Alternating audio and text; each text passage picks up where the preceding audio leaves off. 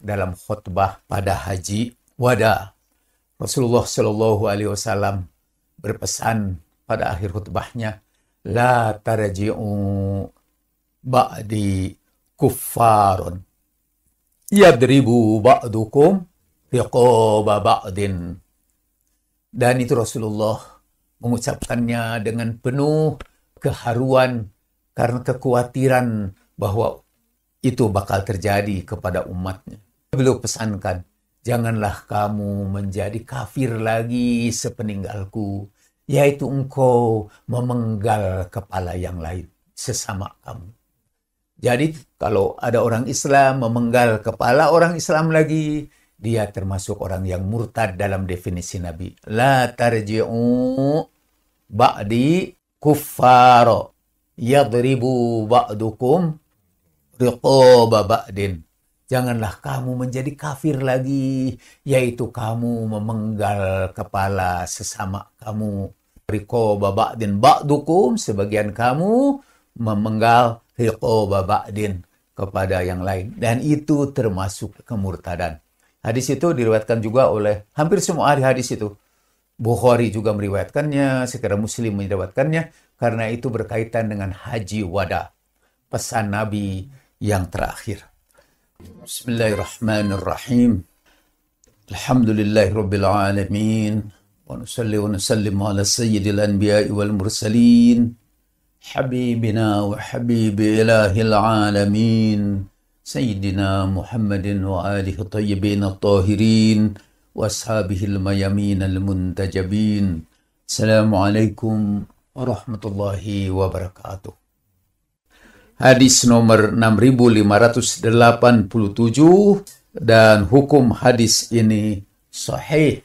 Diriwayatkan dari Abu Hurairah di dalam Sahihul Bukhari, baina ana qaimun idza zumratun hatta idza araftuhum kharaja rajulun min baini wa bainahum faqala halum faqultu aina qala ilan nar wallah qultu wa ma sya'nukum qala innahum murtaddu ba'daka ala adbarihim al-qahqara.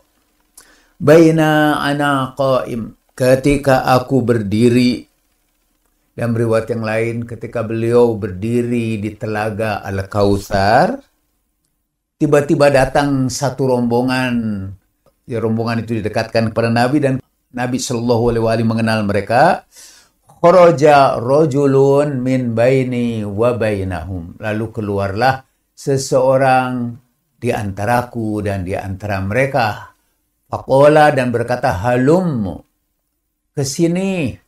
Fakultu, kemana? Jadi ketika Rasulullah berada di tepi telaga itu, tiba-tiba didatangkan rombongan, tapi antara rombongan itu dengan rombongan Rasulullah, ada seorang lelaki berdiri. Kharaja rajulun min baini wa bainahum. Lalu seorang lelaki berdiri antaraku dan antara mereka. Lalu menghalangi rombongan itu dengan Rasulullah Shallallahu Alaihi Wasallam. Rasul tanya, karena orang itu mengajak, halum, mari ikuti aku. Kata Rasulullah Shallallahu Alaihi Wasallam, aina, mau dibawa kemana? Qala ilan nar, mau dibawa ke neraka. Wa ma sya'nuhum, kenapa mereka dibawa ke neraka? Innahum murtaddu ba'daka, karena mereka itu murtad sepeninggalmu, ala adbarihim al-qahqara, membelakangi agama sejauh-jauhnya.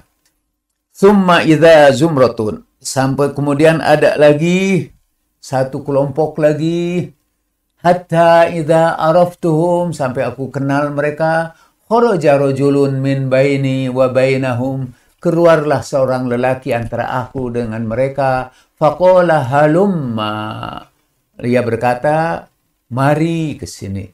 Faqultu aina, aku berkata, kemana? Qala ilan nar, ke neraka.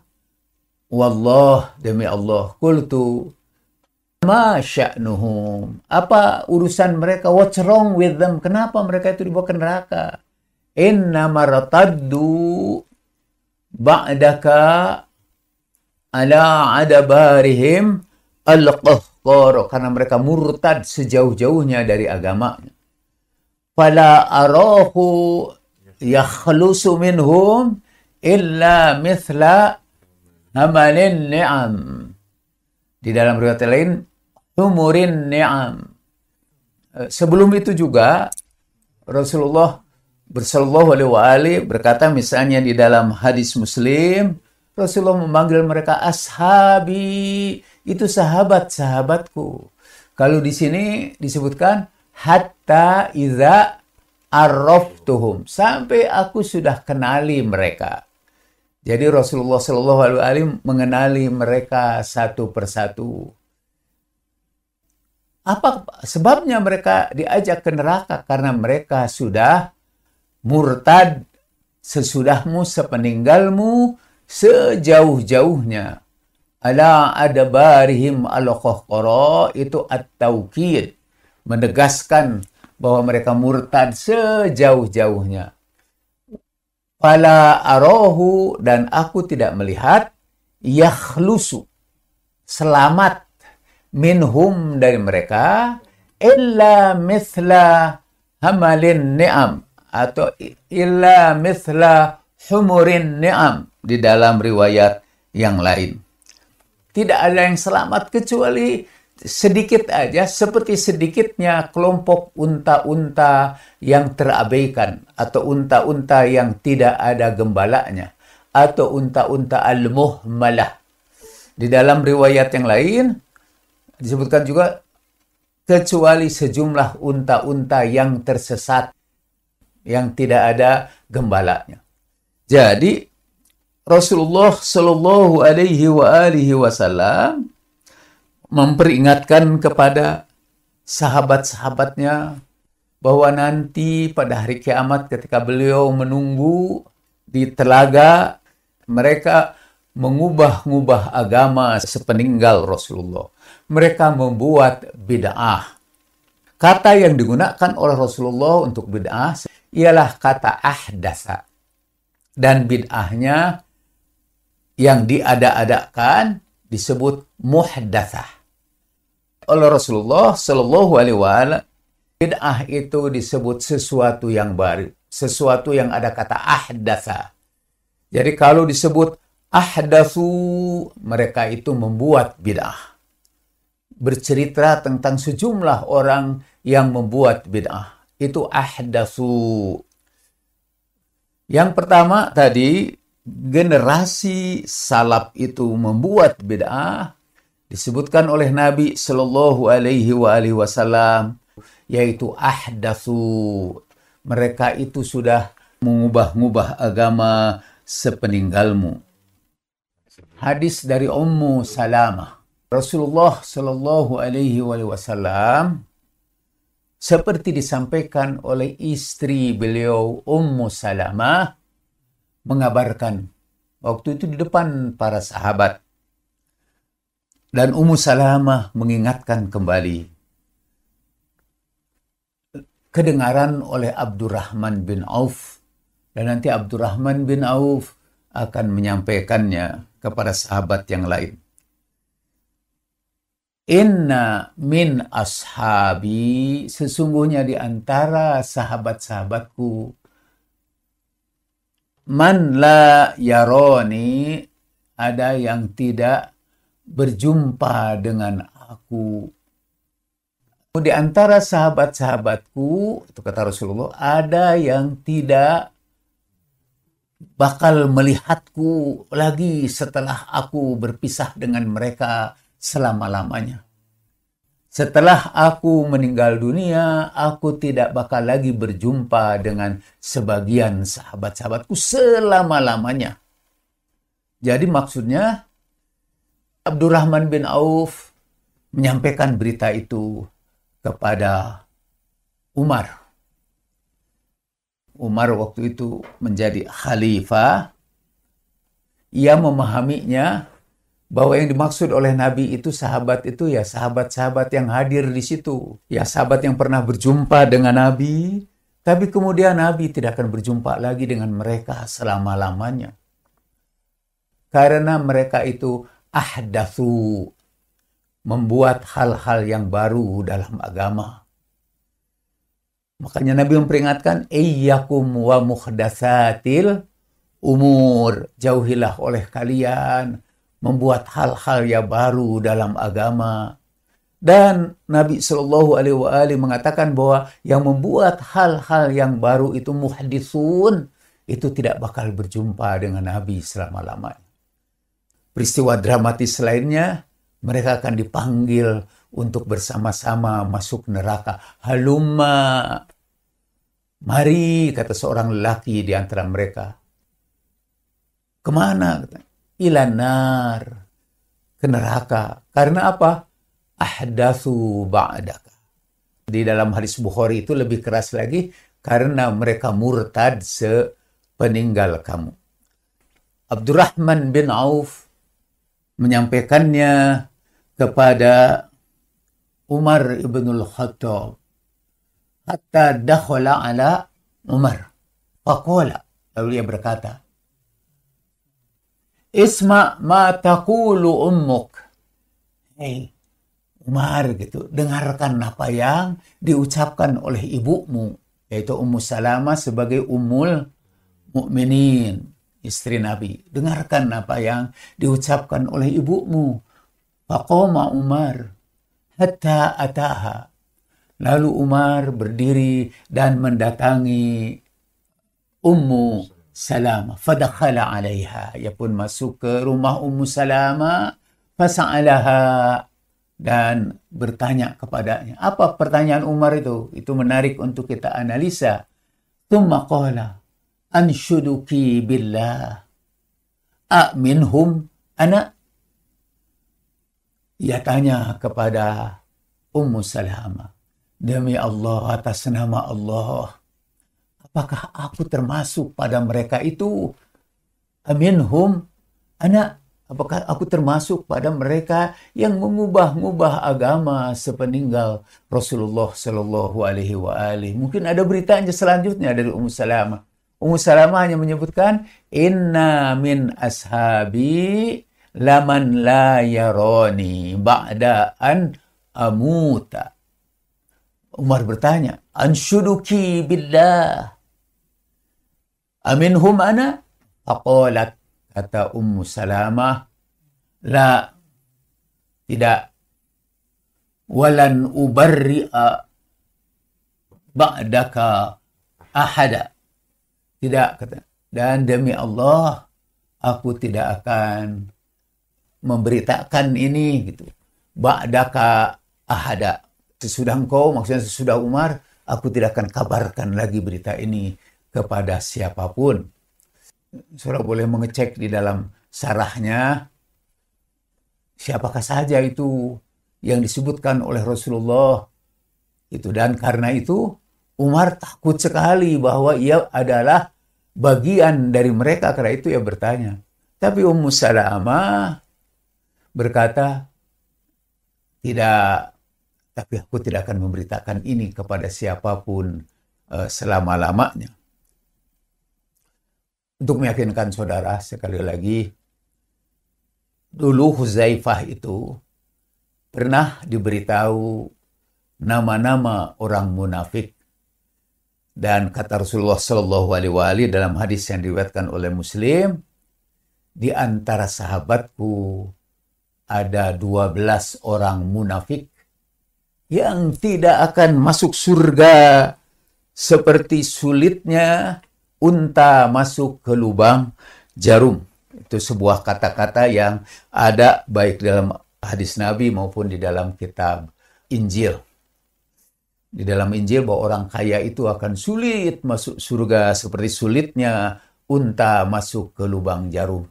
Dan menurut penjelasan para pensyarah Alkitab, waktu itu di Yerusalem itu ada sebuah gate, sebuah pintu gerbang yang tidak bisa dimasuki oleh unta karena kecilnya. Jadi nggak bisa dimasuki unta, dan lubangnya itu disebut, namanya itu lubang jarum.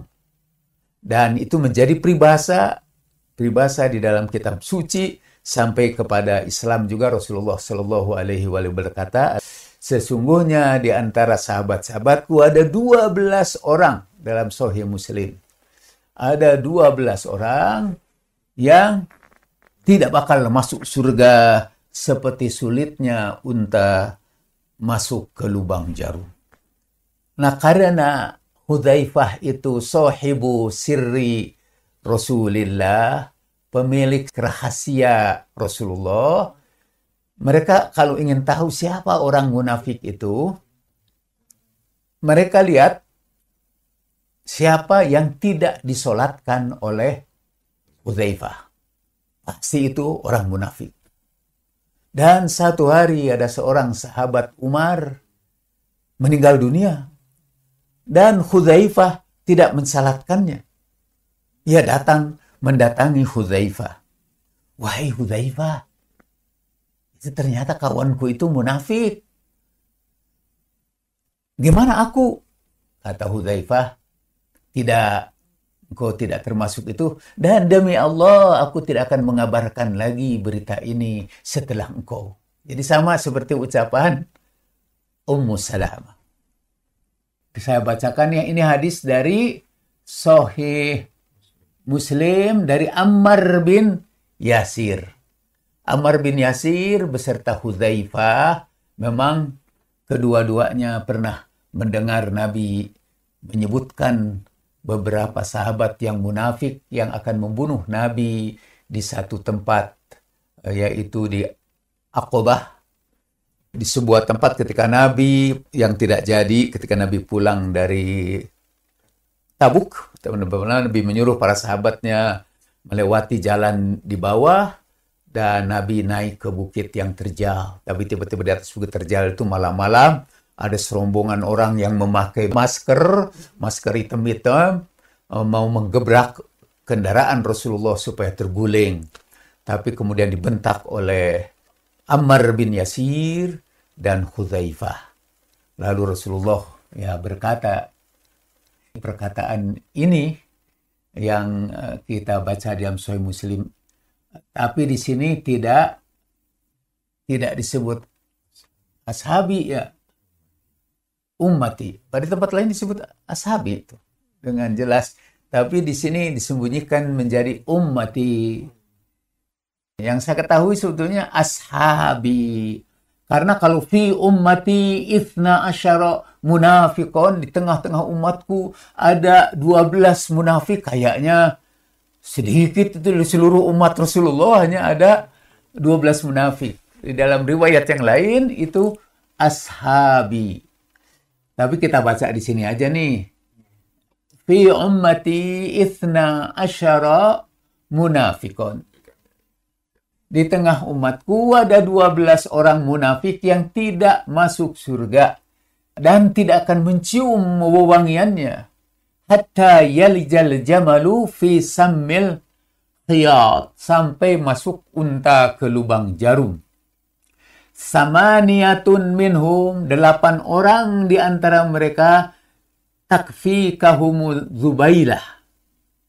Ini untuk meyakinkan saja, mungkin sudah terkejut. Kan kalau disebut ummati, kita rada tenang lah. Ini hadis masih diriwayatkan oleh Muslim dari Ammar bin Yasir. Qala Nabi sallallahu alaihi wa alihi wasallam, fi ashabi ithna asyara munafiqan. Di antara sahabat-sahabatku ada 12 orang munafik. Fihim thamaniyatun. Di antara mereka itu ada 8 orang.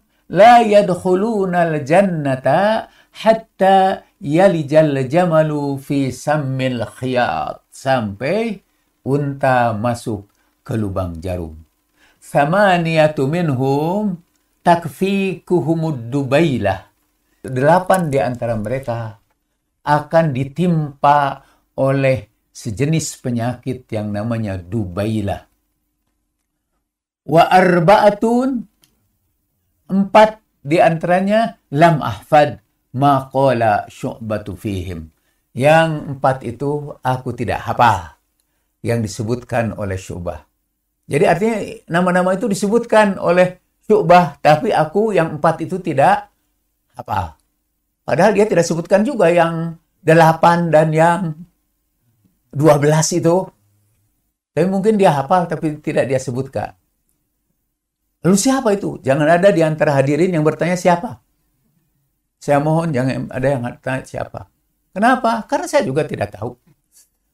Tapi ada riwayat, salah satu contohnya, ada riwayat yang menjelaskan ada sahabat-sahabat itu yang takfikahum, mencukupkan bagi mereka sebagai pelajaran. Mereka itu diserang oleh Dubailah. Tetapi ini ahli hadis dan dosen asalnya dari Universitas Malik Saud, Hasan Farhan Al-Maliki, menulis satu buku tentang riwayat Ad-Dubailah. Jadi Dubailah itu adalah penyakit semacam borok yang katanya berlubang dari punggung, lubangnya itu sampai masuk ke bagian depan. Dan sakitnya itu luar biasa. Jadi sejenis penyakit kanker tapi yang merobek-robek tubuh dari belakang sampai ke depan. Itu namanya Ad-Dubailah, kata Farhan Al-Maliki. Dan dia menyebut siapa ini yang menderita penyakit itu. Farhan Al-Maliki itu siapa ini? Sahabat Nabi yang menderita penyakit itu, Ad-Dubailah itu, dan sudah diberitahukan sejak sebelumnya oleh Nabi. Konon penyakit itu hanya bisa diredakan kalau lubang-lubangnya itu ditutup dengan yang kotor-kotor. Maaf, saya tidak bisa melanjutkan. Lalu siapa sekali lagi yang diceritakan oleh Farhan Al-Maliki itu? Bacalah bukunya. Baca di Google bukunya. Saya tidak akan menyebutkannya. Dan karena itu, setelah ia menulis kitab itu berdasar derajat hadis-hadis ini, dan dia dipenjara. Dia dipenjarakan sampai sekarang. Kira-kira sebulan atau 2 bulan yang lalu ada berita bahwa dia meninggal dunia, tapi berita itu kemudian dibantah bahwa itu hoax saja. Dia mesti meringkuk di penjara. Dosanya karena dia menjelaskan tentang siapa itu sahabat yang diserang oleh Dubailah itu. Jadi saya takut ini. Kalau saya menceritakan juga, saya takut. Jangan tanya juga sama Ustadz Miftah. Karena saya sudah perintahkan jangan beritahukan. Sekali lagi, harus diruntut dari awal ini, terutama bagi yang baru. Ada keyakinan yang dimulai oleh Ibnu Taimiyah bahwa para salaf artinya orang-orang yang terdahulu. Seperti doa kita kalau masuk ke kuburan. Antum lana salaf. Jadi kelompok salafi itu termasuk yang dikubur. Jadi kalau Anda mengatakan saya madhab salafi, nah itu semua yang berada di kubur itu termasuk pengikut madhab salafi. Karena antum lana salaf. Tapi ini salaf dalam arti bahasa. Dalam arti istilah, salaf menunjuk kepada madhab di dalam Islam yang mengikuti para sahabat, para tabi'in, dan para tabi'it tabi'in yang disebut sebagai khairul qurun. Sebagai disebut katanya sebagai generasi yang terbaik. Dan menurut Ibnu Taimiyah, ini generasi yang ketika itu harus dijadikan rujukan kita. Karena mereka itu tidak disebut maksum, cuma kata Ibnu Taimiyah, la yaquluna illa sawaba. Mereka itu tidak pernah ngomong kecuali yang benar saja. Wala yaquluna illa bima jaa bihi kitabullah wa sunnatu rasulih. Dan mereka itu tidak menyampaikan pendapatnya kecuali berdasarkan Al-Quran dan Sunnah. Nah, ini generasi yang tiga ini, itu disebut generasi salaf. Jadi apa yang dilakukan oleh salaf, kita harus mengikutinya. Dan apa yang tidak dilakukan oleh salaf, kita tidak boleh mengikutinya. Atas dasar dalil itu, maka maulid Nabi misalnya, itu tidak boleh dilakukan. Karena generasi salaf tidak ada yang melakukannya. Jadi dari sahabat, tabi'in, sampai tabi'it tabi'in, tidak ada yang melakukannya. Jadi setelah dalil Al-Quran dan As-Sunnah, hujah yang ketiga adalah sunnah sahabat. Tapi apa betul para sahabat salaf itu, para sahabat misalnya, kemudian tabi'in dan tabi'it tabi'in itu patut kita contoh dalam segala tingkah lakunya. Nah, sampailah kita kepada hadis-hadis Nabi yang menceritakan, itu kan saudara bisa setel lagi, bisa diputar lagi, hadis-hadis Nabi Shallallahu Alaihi Wasallam bahwa generasi salaf itu sudah melakukan ahdatsu, sudah melakukan hal-hal yang baru. Di dalam hadis yang sekarang kita sampaikan, ada pernyataan malah bukan saja ahdatsu, tapi mereka itu irtaddu ala aqabihim atau ala adbarihim al-qahqara. Jadi mereka itu murtad dari agama dan sejauh-jauhnya. Dan tadi disebutkan bahwa ashabi, kalau yang itu tidak pakai inna, tapi fi ashabi ithna asyara, di antara sahabat-sahabatku ada 12 munafiqun. 12 orang munafik. Lalu disebut ada 8 itu yang cukuplah bagi mereka peristiwa Ad-Dubailah itu sebagai pelajaran. Ad-Dubailah dan bahwa mereka tidak akan masuk surga seperti tidak masuknya unta ke lubang jarum. Dan ketika Ummu Salamah menyampaikan hadis, ada di antara sahabatku yang aku tidak akan pernah berjumpa dengannya setelah aku meninggal dunia. Sampai Umar bin Al-Khattab begitu mendengar dari Abdurrahman bin Auf bahwa inna ummaki, sesungguhnya ibumu yaitu Ummu Salamah menyampaikan itu, beliau datangi Ummu Salamah.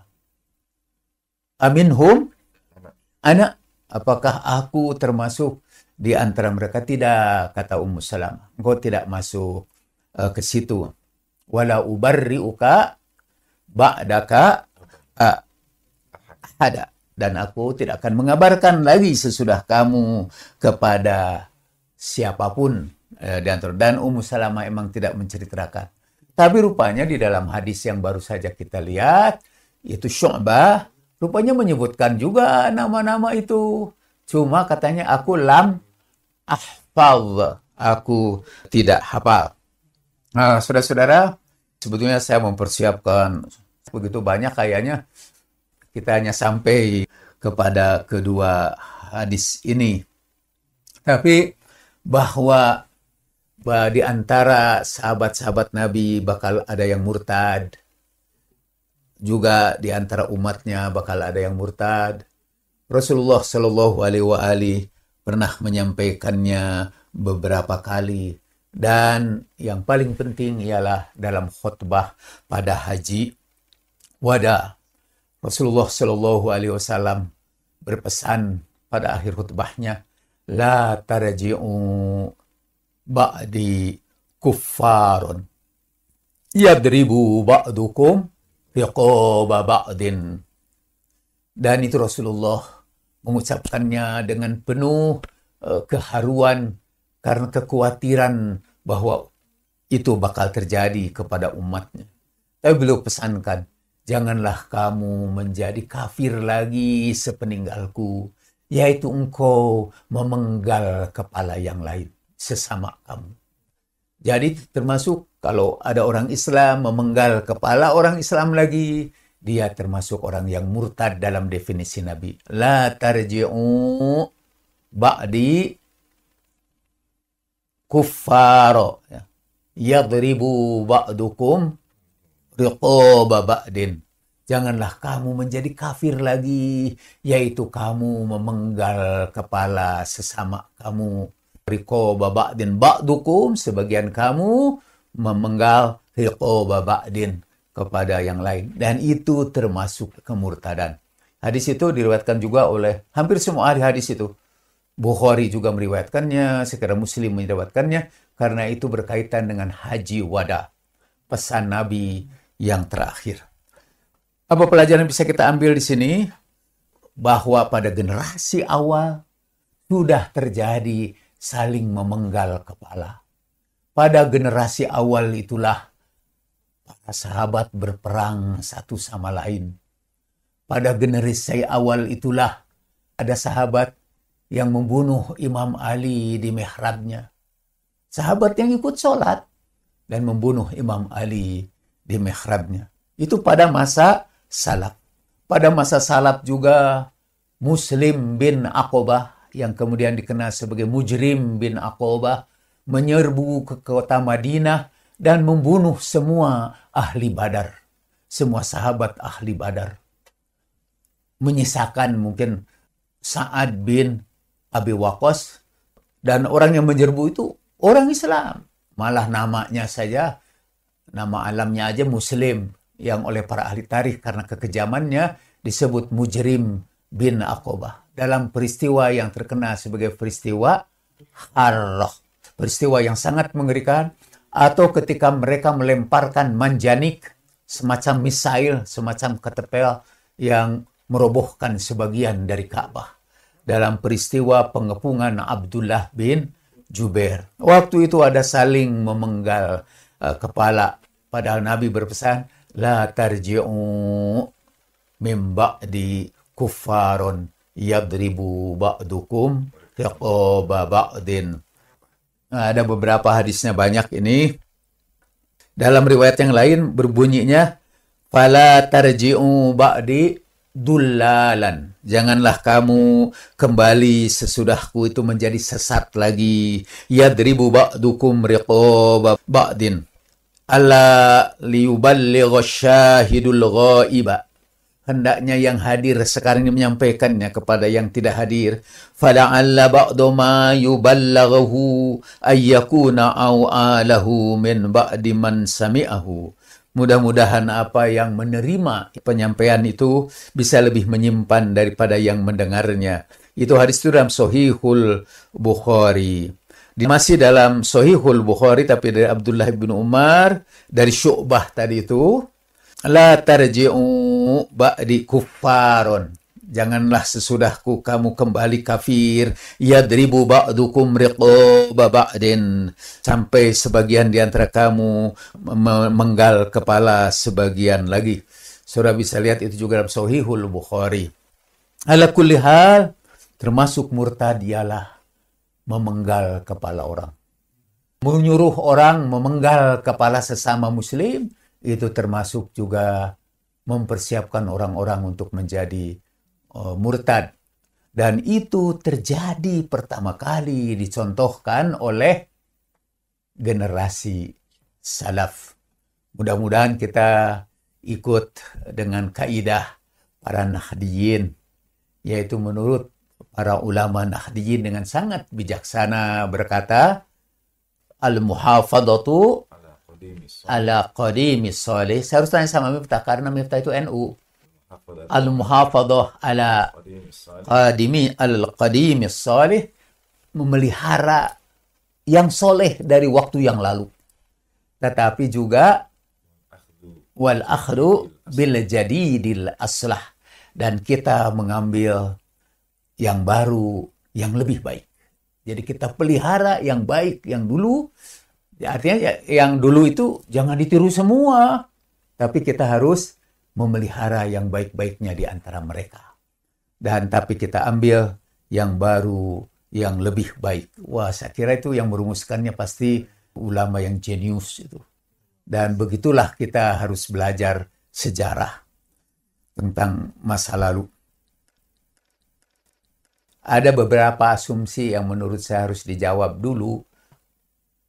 Ada anggapan bahwa kalau menyampaikan sejarah Nabi akan menimbulkan perpecahan dengan orang yang mempunyai sejarah yang berbeda. Kira-kira gitu.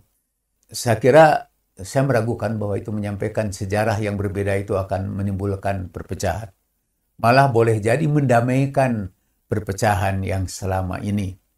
Saya teringat seorang ulama dari kalangan Ahlul Bait yang berdalil semuanya itu dari konsep sejarah Nabi menurut mereka.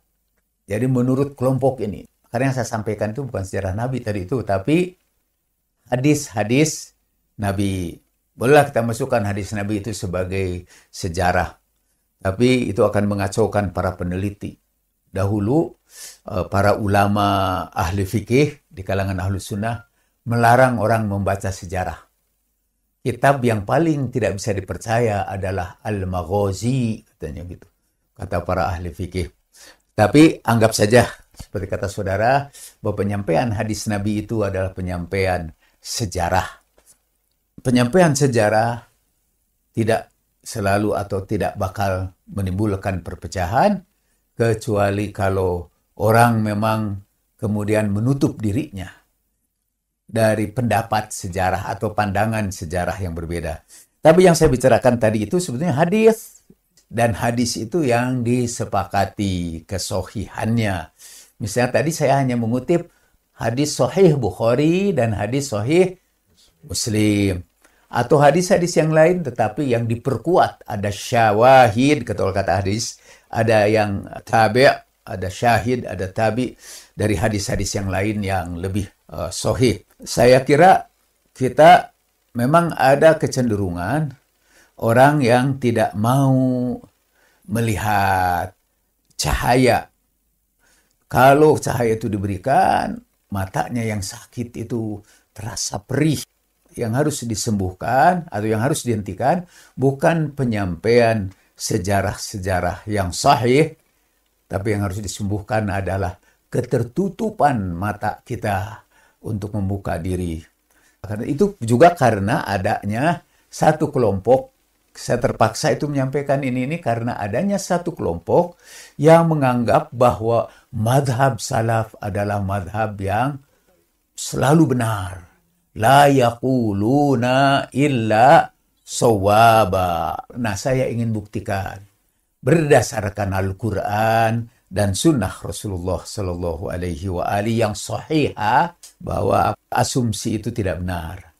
Supaya kita juga sekali lagi seperti saya katakan mengikuti para Nahdiyin. Jadi hanya mengikuti masa lalu itu yang soleh saja. Al-Qadim, As-Soleh. Kalau mau mengikuti yang baru, mengikuti yang lebih soleh dari itu. Dan untuk itu kepaksa kita harus membuka kotak Pandora. Terima kasih katanya menurut Gusmis bahwa itu yang pertama kali mengucapkan itu adalah Syekh Muhammad Abduh, ulama Al-Azhar, murid Sayyid Jamaluddin Al-Afghani, pembaharu Islam, pensarah Nahjul Balaghah. Menurut saya, yang pertama di kalangan Ahlus Sunnah. Sarah Nahjul Balaghah. Saya punya di rumah itu Sarah Nahjul Balaghah yang pertama, karena perpustakaan kecil, itu yang ditulis oleh Syekh Muhammad Abduh. Dan Syekh Muhammad Abduh adalah guru dari Sayyid Muhammad Rashid Ridho yang menulis kitab Al-Manar, tidak sampai selesai karena maut menjemputnya. Dan dulu di Muhammadiyah saya mengajarkan dari orang-orang Muhammadiyah juga bahwa kitab Al-Manar itu sampai ke pelabuhan Tuban dan kemudian dibaca oleh Kiai Haji Ahmad Dahlan yang setelah itu kemudian mendirikan Muhammadiyah. Jadi Gusmis nyambung ini antara Nahjul Balaghah, Nahdlatul Ulama dengan Nahjul Balaghah dengan Muhammadiyah. Ya, terima kasih. Ahdatsu dengan berbuat bid'ah itu sama. Itu tesis saya di sini. Dan saya punya dalil mengapa ahdatsu itu sama dengan berbuat bid'ah. Berdasarkan hadis-hadis Nabi Shallallahu Alaihi Wasallam ketika beliau menyebut, misalnya hadis dari Abdullah ibnu Mas'ud, Rasulullah Shallallahu Alaihi Wasallam bersabda, pembukaannya sering diikuti oleh para ulama, terutama dari sahabat-sahabat kita di seberang sana, yaitu Alhamdulillah may yahdillah fala mudhillalah wa may yudlil fala hadiyalah. Itu diambil dari hadis itu, pembukaan sabda Rasulullah. Kemudian Rasulullah bersabda, inna khairal hadis kitabullah wa khairal hadyi hadyu Muhammad. Yang membaca juga wa khairul huda huda Muhammad. Wa iyyakum wa muhdatsatil umur. Fa inna kulla muhdatsatin bid'ah wa kulla bid'atin dolalah. Kulla dolalatin finnar. Itu yang terkenal itu hadis itu. Beliau bersabda, jauhilah oleh kamu muhdatsatul umur. Dari kata ahdatsa itu. Jadi hal-hal yang diahdaskan. Perkara-perkara yang diada-adakan. Lalu Rasul tegaskan. Iyakum muhdatsatil umur fa inna kulla muhdatsatin bid'ah. Karena setiap yang diada-adakan itu bid'ah. Jadi bid'ah menurut pemahaman Rasulullah itu sama dengan kata muhdatsa. Atau ibtada'a, membuat bid'ah, sama dengan kata ahdatsa. Pada waktu yang akan datang kita akan lihat bukan saja Rasulullah Shallallahu Alaihi Wasallam yang menggunakan kata ahdatsa, ahdatsu, ahdatsna, ahdatsu sebagai berbuat bid'ah, tetapi juga para sahabat Nabi. Itu pembicaraan kita insya Allah pada minggu yang akan datang.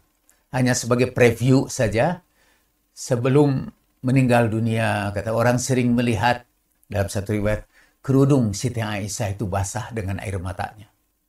Dan beliau berkata, nanti kalau aku mati, katanya, jangan kuburkan aku di samping Nabi.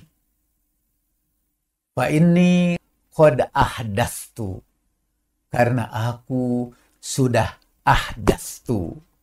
Aku sudah membuat muhdatsa. Karena aku sudah membuat bid'ah. Maka katanya, kuburkan aku di Baqi. Walaupun sampai sekarang tidak ada orang yang tahu di sebelah mana di Baqi itu Aisyah dikuburkan. Tapi karena kalau kuburan yang lain masih tampak jelas, atau mungkin karena diziarahi, seperti kuburan Ummul Banin masih ada di Baqi itu. Tapi kuburan Siti Aisyah tidak ada yang tahu, sama seperti tidak ada yang tahunya di mana kuburan Sayyidah Fatimah Az-Zahra. Nanti kita akan bercerita bukan hanya Aisyah radhiyallahu anha, tetapi juga sahabat-sahabat yang lain yang menggunakan kata ahdatsa. Aisyah menggunakan kata ahdatstu. Kalau saudara juga tidak sampai kepada kitab itu, ada buku Siti Aisyah diterjemahkan ke dalam bahasa Indonesia dengan judul The Beautiful Wife. Yang saya ingat itu ada endorsement di belakangnya dari Marissa Haque tentang Siti Aisyah. Jadi riwayat Siti Aisyah dalam bahasa Indonesia, saya pergi ke toko buku sekarang, cari Aisyah, dan di situ pada halaman-halaman terakhir, pada saat terakhir diceritakan bahwa Aisyah, bahkan hadisnya dalam bahasa Arab dikutipkan di situ, ahdatstu. Untuk lengkapnya tentang hadis itu kita akan jumpa pada minggu yang akan datang. Mari kita doakan saudara-saudara kita, kawan-kawan kita, karib kerabat kita, bangsa kita yang mendapat musibah al-bala wal waba. Kiranya Allah berkenan menghilangkannya dari kita semua. Lantunkan doa-doa yang tulus untuk kesembuhan orang-orang yang menderita penyakit apapun. Kita doakan juga para ulama-ulama yang amilin, al-ulama il-amilin, al-mujahidin, al-mukhlisin. Kiranya Allah memanjangkan usia mereka, membahagiakan kita dengan hidup dan ilmu mereka mata'an Allah bihayatihim wa ulumihim. على هذه النية وكل نية صالحة زيادة في صرف النبي المصطفى صلى الله عليه وآله والأئمة الطيبين الطاهرين والسيدة نساء العالمين. الفاتحة. أعوذ بالله من الشيطان الرجيم. بسم الله الرحمن الرحيم. الحمد لله رب العالمين الرحمن الرحيم مالك يوم الدين إياك نعبد وإياك نستعين اهدنا الصراط المستقيم صراط الذين أنعمت عليهم غير المغضوب عليهم ولا الضالين. اللهم صل على محمد وآل محمد. اللهم أدخلنا في كل خير ما أدخلت منه محمدا وآل محمد وأخرجنا من كل شر ما أخرجت منه محمدا وآل محمد وما توفيقي إلا بالله عليه توكلت وإليه أنيب. السلام عليكم ورحمة الله وبركاته.